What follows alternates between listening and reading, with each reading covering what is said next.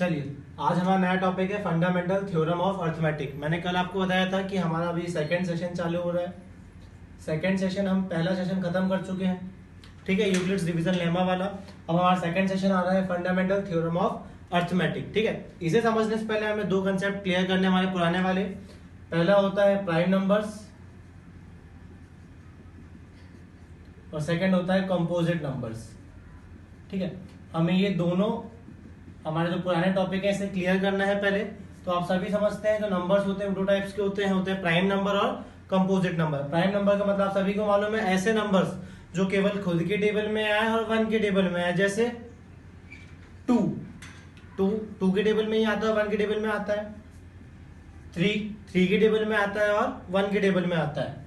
Five के table में आता है और वन के टेबल में आता है। और ऐसे डैश डैश डैश बहुत सारे नंबर हैं, क्लियर है। सेकंड में हम आते हैं कंपोजिट नंबर्स में। तो कंपोजिट नंबर्स का मतलब होता है ऐसे नंबर्स जो खुद के टेबल में और वन के टेबल में आने के साथ साथ दूसरों के टेबल में भी आए। जैसे फोर को देखिए, फोर जो है वो टू के टेबल में भी आता है और फोर के टेबल में भी आता है और वन के टेबल में सारे नंबर्स आते हैं। तो देखिए इसके तीन नंबर्स हो गए जिनके टेबल में ये आता है। फोर के बाद जैसे आप समझ लीजिए सिक्स जो है वो किसके टेबल में आएगा, वन के में भी आएगा, टू में भी आएगा, थ्री में भी आएगा और सिक्स में भी आएगा। तो ऐसे नंबर्स जो नंबर्स खुद के टेबल और वन के टेबल के अलावा दूसरे नंबर्स के टेबल में भी आते हैं उन्हें हम बोलते हैं कंपोजिट नंबर्स।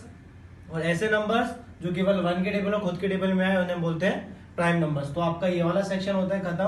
बहुत पुराना टॉपिक है, आप समझ रहे होंगे, आपको समझ में आ गया होगा पूरा प्राइम नंबर कंपोजिट नंबर्स क्या होते हैं, ठीक है। अब प्राइम नंबर्स तो आपने समझ लिया है। प्राइम नंबर्स से जुड़ा हुआ टॉपिक इस चैप्टर इस सेशन का सबसे इंपॉर्टेंट टॉपिक है प्राइम फैक्टराइजेशन।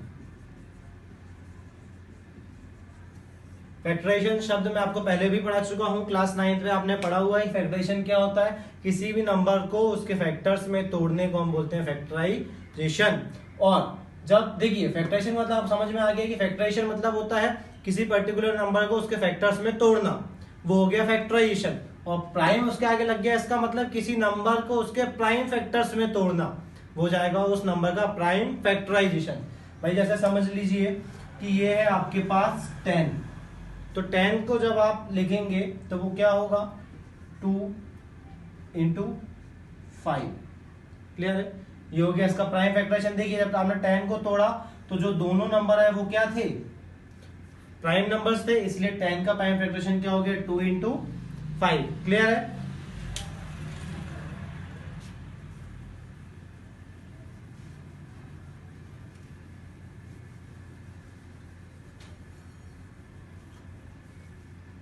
तो हम एक आध दो एग्जांपल और ले लेते हैं। जैसे मैं लेता हूं 152। तो आप जब ये देखिए, आप इसको बोलते हैं एलसीएम निकालना, आपने पढ़ा है, मैं इसे एलसीएम निकालना नहीं बोलते हैं, इसे प्राइम फैक्टराइजेशन बोलते हैं, क्लियर है। यहाँ पे आप लेंगे 2 7 14, 1 रिमाइंडर 2 6 12, अगेन 2 3 6, 2 8 16, 2 1 2, 1 रिमाइंडर 9 18 और 19 1 19। ये हो गया खत्म, ठीक है।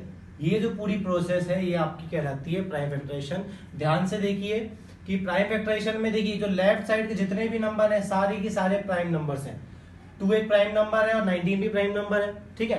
तो लेफ्ट साइड का पोर्शन पूरा आ रहा है वो क्या आ रहा है, प्राइम नंबर्स का। मतलब जब हम किसी भी नंबर को इस तरीके से डिवाइड करेंगे तो जो लेफ्ट साइड का पोर्शन आएगा वो सभी का क्या होगा, प्राइम नंबर्स ही आएंगे। दूसरा एग्जाम्पल ले लेते हैं। जैसे मान लीजिए आप 100 ले लेते हैं हम, तो 100 को आप करेंगे सॉल्व तो जाएगा 2 5 10 और 0, 2 2 4, 1 रिमाइंडर 2 5 10, अभी जाएगा 5 5 25, 5 1 5। मतलब किसी भी कंडीशन में इस साइड पर कोई कंपोजिट नंबर नहीं आएगा। लेफ्ट साइड में हमेशा क्या होता है, प्राइम फैक्टर्स होते हैं। यही प्राइम फैक्टर्स के लिए आपको थ्योरम दी गई है, fundamental theorem of arithmetic. Clear है यहाँ तक आप सभी को। ये हो गया आपका प्राइम नंबर क्या होते हैं, कंपोजिट क्या होते हैं, प्राइम फैक्टर्स क्या होते हैं। अब मेन चीज एक और समझ ले हम कि किन्हीं भी दो नंबर्स के, आपको अगर कोई दो नंबर्स दिए गए हैं तो कभी भी उनका प्राइम फैक्टराइजेशन सेम नहीं हो सकता। जैसे देखिए आपको एक नंबर दिया 100 और मान लीजिए दूसरा नंबर दिया है आपको 108, क्लियर है। अब दोनों का फैक्टराइजेशन करें तो ये हो जाएगा 2 5 और 0, 2 25 50, ये हो गया।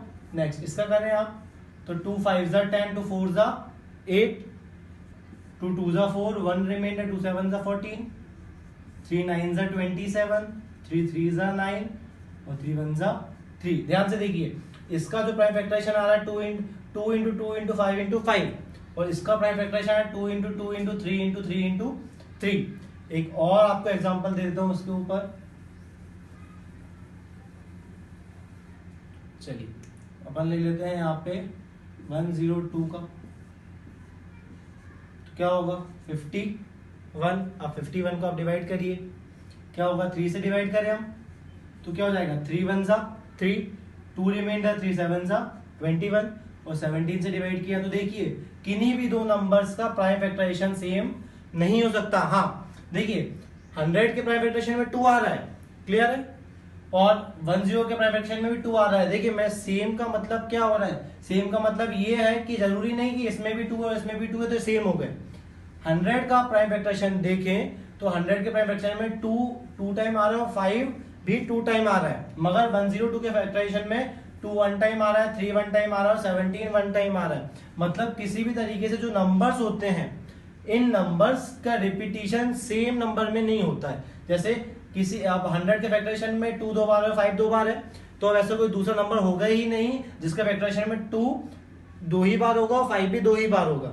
2 2 से ज्यादा बार भी हो सकता है, कम बार भी हो सकता है, और 5 भी 5 से 2 बार से ज्यादा भी हो सकता है और कम भी हो सकता है। ये कहने का मतलब ये है कि किसी भी नंबर का आप प्राइम फैक्टराइजेशन करते हैं तो वही यूनिक होता है, उस प्राइम फैक्टराइजेशन के जैसा किसी दूसरे नंबर का प्राइम फैक्टराइजेशन नहीं होता है।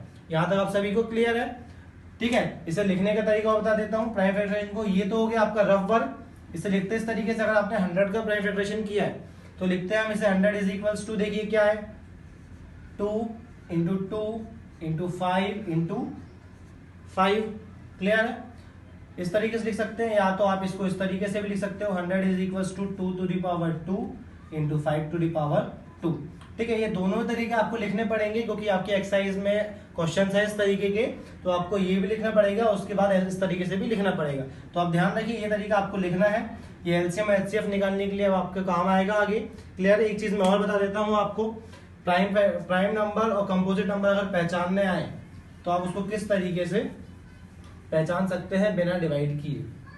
देखिए जो मैंने आपको बताया था, जो कंपोजिट नंबर होता है वो खुद के टेबल में भी आता है और दूसरों के टेबल में भी आता है। इसका मतलब जो कंपोजिट नंबर होगा उसका जो प्राइम फैक्टराइजेशन होगा, आप जो लिखेंगे प्राइम फैक्टराइजेशन लिखेंगे उसमें हमेशा 2 से ज्यादा नंबर होंगे। क्लियर है भाई? जैसे आप कंपोजिट नंबर आप देख रहे हैं, आपने लिया 10 कंपोजिट है क्योंकि दूसरे के टेबल में भी आता है, तो प्राइम फैक्टराइजेशन क्या होगा 2 इंटू 5 इंटू में 1 लिखते हैं। देखिए 2 से ज्यादा नंबर है। क्लियर है भाई? प्राइम नंबर का जो प्राइम फैक्टराइजेशन होगा उसमें क्या होगा, जैसे प्राइम नंबर है आपका 3, इसका प्राइम फैक्टराइजेशन क्या होगा 3 इंटू 1, केवल 2 ही नंबर होंगे, वो खुद नंबर और 1। और कंपोजिट नंबर में क्या होगा कि वो नंबर खुद और 1 के अलावा अगर उसमें कोई दूसरे नंबर जुड़ जाएं, मतलब मोर देन 2 नंबर्स आ जाएं किसी के प्राइम फैक्टराइजेशन में, तो फिर वो क्या हो जाएगा आपका कंपोजिट नंबर। कंपोजिट नंबर समझ गए कैसे पता करेंगे? मतलब किसी नंबर के प्राइम फैक्टराइजेशन में अगर 2 से ज्यादा फैक्टर्स हो रहे हैं तो वो कंपोजिट नंबर होगा। इसे ध्यान रखिएगा, ये आपके क्वेश्चन में काम आएगा। क्लियर है? अब टॉपिक पे आते हैं।